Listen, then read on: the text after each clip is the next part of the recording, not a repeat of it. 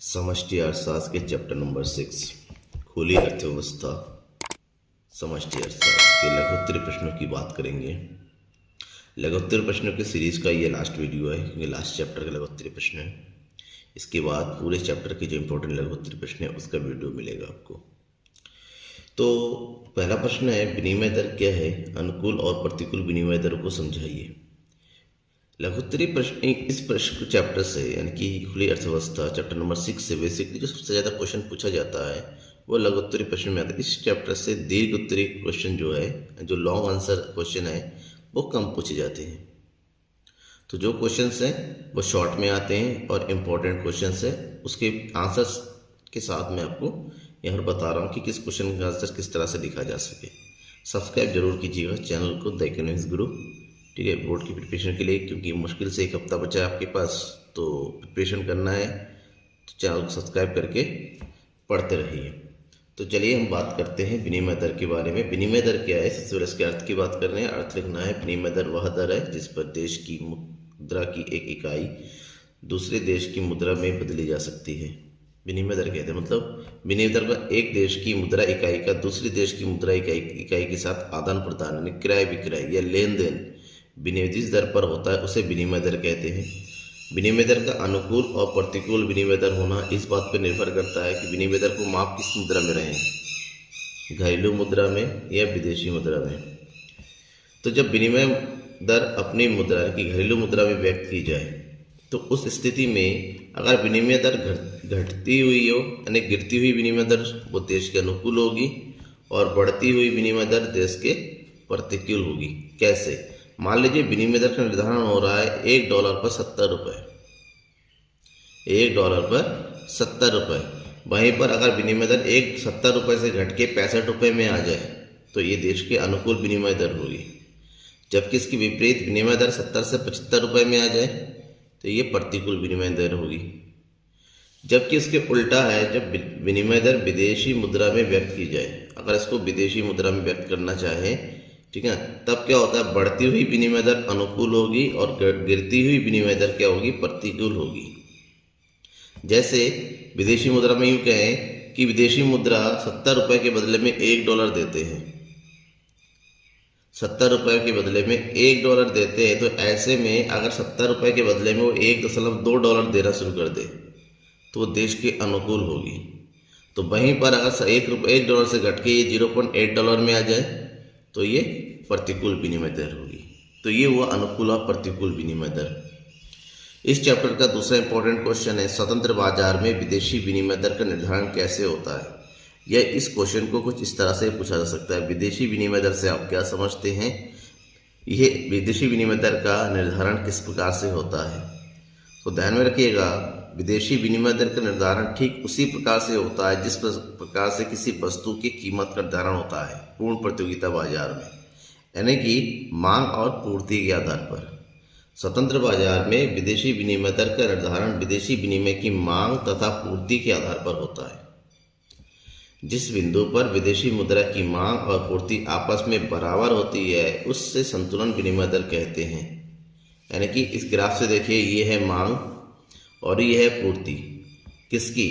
विदेशी विनिमय की मांग और पूर्ति की बात कर रहे हैं, यहाँ पर ध्यान में रखिएगा, ठीक है। विदेशी विनिमय की मांग है और पूर्ति है जिस बिंदु पर दोनों आपस में बराबर होते हैं, बिंदु ई, उस बिंदु पर निर्धारित कीमत यानी कि ओपी, इसे हम जो है विदेशी विनिमय दर कहेंगे। इस विनिमय दर पर इतनी मात्रा की क्या होती है, क्रय विक्रय होती है, ठीक ना। इसको थोड़ा एक्सप्लेन करना है चित्र को आपको।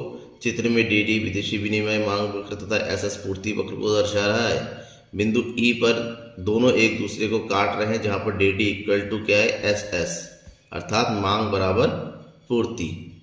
ऐसे में ई संतुलन विनिमय दर होगा जहां पर ओपी विनिमय दर निर्धारित होता है, ठीक है ना।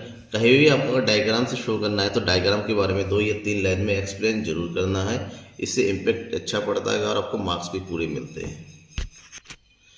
नेक्स्ट क्वेश्चन है, अनुकूल और प्रतिकूल विनिमय दरों के आर्थिक प्रभाव लिखिए। इससे पहले मैंने अनुकूल और प्रतिकूल का मीनिंग बताया था, अब ये बताना है कि अनुकूल विनिमय दर प्रतिकूल विनिमय दर का आर्थिक प्रभाव क्या होता है।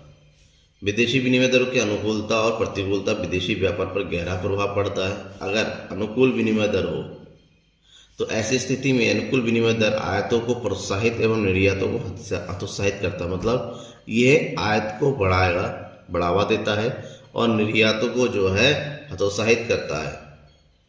ठीक है, इससे एक और आयातकर्ता और उपभोक्ता वर्ग को लाभ होता है, तो दूसरी ओर उत्पादक और निर्यात वर्ग को हानि होती है। यहाँ पर उत्पादन में कमी होती है और उत्पादन में कमी आने से लास्ट में क्या होता है, रोजगार में भी कमी आती है। जबकि इसके ठीक विपरीत प्रतिकूल विनिमय दर होने पर, प्रतिकूल विनिमय दर एक ऐसी स्थिति जहाँ पर देश की मुद्रा का मूल्य विदेशी मुद्रा के मूल्य के बदले में कम होता है, यानी कि हमें ज़्यादा भुगतान करना पड़ता है।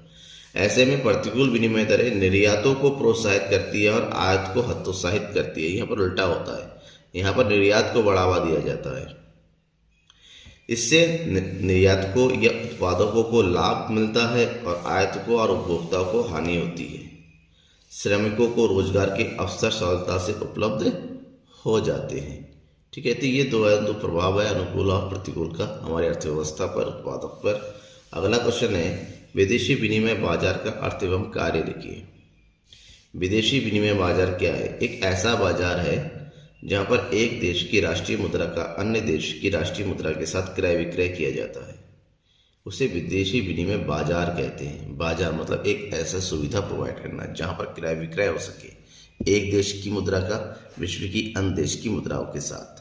तो विदेशी विनिमय के जो बाजार की जो कार्य है उसको 3 कार्यों में बांटा गया। 3 प्रमुख कार्य कहा जाता है: हस्तांतरण कार्य, ऋण देने का कार्य और सुरक्षा प्रदान करने का कार्य। हस्तांतरण कार्य मतलब विदेशी विनिमय 2 देशों की मध्य क्रय स्थिति का हस्तांतरण करता है। जिसको विदेशी विनिमय मांग करता है उसको उपलब्ध कराया जाता है, जो पूर्ति करता है उससे ले लिया जाता है। दूसरा कार्य ऋण देने का कार्य, प्रत्येक निर्यातकर्ता और आयातकर्ता को भुगतान करने के लिए ऋण की आवश्यकता पड़ती है, पैसों की आवश्यकता पड़ती है, और ये ऋण की उपलब्धि कौन कराता है? विदेशी विनिमय बाजार कराता है। और तीसरा, जो आयात और निर्यात संबंधी जो जोखिम होता है वो जोखिम को कम करने का काम करता है विदेशी विनिमय बाजार अपने विभिन्न क्रियाओं के माध्यम से। ठीक है ना, इससे विदेशी विनिमय बाजार के अंतर्गत जो है विदेशी विनिमय का क्रय करना विक्रय करना आसान हो जाता है। नेक्स्ट क्वेश्चन है, भुगतान संतुलन की परिभाषा दीजिए, इसकी मुख्य मध्य लिखिए। भुगतान संतुलन किससे कहते हैं? भुगतान संतुलन का अर्थ पता करना है। एक देश का भुगतान संतुलन उनके निवासियों और शेष देशों के निवासियों के बीच एक विशेष समय, प्रायः ये एक वित्तीय वर्ष होता है, एक लेखांकन वर्ष होता है, में किए गए समस्त लेन देनों का अभिलेख होता है, यानी कि विवरण होता है। भुगतान संतुलन के अंतर्गत एक देश का विश्व के अन्य देशों के साथ जो भी आयात निर्यात किया जाता है एक लेखा वर्ष के अंतर्गत उन सभी का लेखा जोखा होता है। भुगतान संतुलन की जो मदें होती है 2 कैटेगरी में बांटा जाता है: चालू खाता, पूंजी खाता। चालू खाते में 3 प्रकार की मदें होती हैं: दृश्य मदें, अदृश्य मदें और एक पक्षीय अंतरण। और जबकि पूंजी खाते के अंतर्गत जो मदें होती है जिसमें लॉन्ग टर्म की चीज़ें होती है, जैसे जितने भी सरकारी सौदे होते हैं, गैर सरकारी दीर्घकालीन सौदे होते हैं, विदेशी प्रत्यक्ष निवेश यानी कि FDI होता है, ये सब जो है भुगतान संतुलन की मदें होती हैं। अगला क्वेश्चन है, भुगतान संतुलन खाते में दृश्य तथा अदृश्य मदों से क्या अभिप्राय है? 2 उदाहरण दीजिए। आपको बताना है कि दृश्य मदें क्या हैं, अदृश्य मदें किसे कहते हैं। दृश्य मदें सभी प्रकार की वस्तुएं जो निर्यात और आयात की जाती है उन्हें दृश्य मदें कहते हैं। वो सभी प्रकार की जिसमें वस्तुएं आती हैं और वे वस्तुएं जिनका एक भौतिक अस्तित्व होता है। यूँ कहें ये मदें दृश्य होती है क्योंकि ये किसी पदार्थ की बनी होती हैं, हमें दिखता है, हम छू सकते हैं। ठीक है, जैसे चाय, मशीनरी, कपड़े, पेट्रोलियम, खाने पीने की चीज़ें, ठीक है ना, और भी बहुत सारी चीज़ें जो हमारे सामने होती है एज ए गुड्स, उसको हम दृश्य मदें कहते हैं। जबकि अदृश्य मदें सभी प्रकार की सेवाएं जो विदेशों को दी जाती है, मतलब विदेशों से ली जाती है, उसे अदृश्य मदें कहते हैं। इसमें सभी प्रकार की सेवाएं आती हैं, सर्विसेज आती हैं, ठीक है ना, इनका कोई भौतिक अस्तित्व नहीं होता, अर्थात ये कोई पदार्थ की बनी हुई नहीं होती हैं। ये होती तो है जिसको हम ना देख सकते ना छू सकते हैं, बस इनकी सेवाओं का उपभोग किया जाता है। जैसे यातायात सेवाएं हो गई, बीमा एवं बैंकिंग सेवाएं हो गई, तकनीकी सेवाएं होगी, शिक्षा सेवाएं होंगी, पर्यटन हो गई, ये सब जो है क्या है, सेवाएं हैं। तो और इन सभी सेवाओं को हम जो है अदृश्य मदे कहते हैं। नेक्स्ट क्वेश्चन है, भुगतान असंतुलन के कारणों की व्याख्या कीजिए। कौन कौन से कारण है जिससे भुगतान संतुलन में असंतुलन की स्थिति उत्पन्न हो जाती है? तो इसके कुछ प्रमुख कारण हैं, जिसमें आर्थिक विकास के कारण मशीनों व यंत्रों की बड़ी मात्रा में आयात करना। जिसके विकास की मात्रा को बढ़ाना है उसके लिए मशीन चाहिए, यंत्र चाहिए। अगर उसको सबसे ज़्यादा आयात करना शुरू कर दे तब ये भुगतान असंतुलन हो जाता है। देश में बढ़ते औद्योगिकीकरण के कारण कच्चे माल का आयात करना, कच्चे माल के आयात करने में भी हमारा आयात में वृद्धि होती, निर्यात कम हो जाता है। खनिज तेल, उर्वरक, लोहा व इस्पात मशीनरी का बड़ी मात्रा में आयात करना, कृषि व औद्योगिक उत्पादन में तीव्र वृद्धि न होना, जनसंख्या वृद्धि होना, सूखा पड़ना, बाढ़ आना, इन सभी कारणों से खाद्यान्नों व खाद्य तेलों की आयात करना, सीमाओं की सुरक्षा के लिए युद्ध सामग्री का आयात करना, देश में युद्ध की स्थिति उत्पन्न हो जाना, राजनीतिक अस्थिरता उत्पन्न होना, कई सारे कारण हैं जिसके भुगतान संतुलन जो है असंतुलन की स्थिति में आ जाती है। और उसके बाद कुछ क्वेश्चन आते हैं तो शॉर्ट में भी, और उससे भी ज़्यादा शॉर्ट होते हैं। जैसे बंद अर्थव्यवस्था क्या है?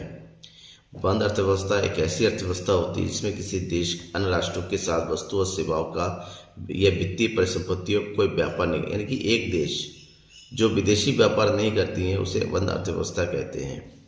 और बंद अर्थव्यवस्था के अंतर्गत देश की घरेलू आय और देश की राष्ट्रीय आय हमेशा बराबर होती है। क्यों? क्योंकि राष्ट्रीय इसलिए घरेलू है क्योंकि राष्ट्रीय आय के अंतर्गत विदेशों से प्राप्त साधन आय जुड़ जाता है। जब हम विदेशों से व्यापार ही नहीं कर रहे हैं तो राष्ट्रीय आय होने का मतलब ही नहीं बनता है। और दूसरा इसी में आता है क्वेश्चन, व्यापार संतुलन को परिभाषित कीजिए। भुगतान संतुलन के अंतर्गत सभी प्रकार की वस्तु और सेवाएं शामिल होती है, जबकि व्यापार संतुलन में क्या होता है? किसी देश का व्यापार संतुलन उस देश की दृश्य वस्तुओं के आयात और निर्यात का अंतर होता है। इसमें केवल और केवल दृश्य वस्तु को शामिल किया जाता है, अन्य वस्तुओं को नहीं। ऐसे में व्यापार शेष बराबर होता है दृश्य वस्तु का आयात माइनस दृश्य वस्तु का निर्यात। ठीक है ना? इस फॉर्मूले का हम यूज़ करते हैं। यहाँ पर आयात निर्यात दोनों अंतर हो सकता है आयात ज़्यादा हो निर्यात कम हो, और हो सकता है निर्यात ज़्यादा हो और आयात कम हो, क्योंकि यहाँ पर केवल और केवल एक ही वस्तु को लिया जाता है, दृश्य वस्तु को, बाकी वस्तुओं को नहीं लिया जाता है। तो मेरे ख्याल से आपको वीडियो पसंद आया होगा, और आप पूरी सीरीज़ की वीडियो को देखिएगा जो कि लिंक में दिया हुआ है, ताकि आप अपने एग्ज़ाम की तैयारी अच्छे से कर सकें। Thank you everyone. कोई भी डाउट रहता है, आपको कुछ पूछना है तो ज़रूर पूछिएगा, कमेंट बॉक्स में कमेंट करके बताइएगा।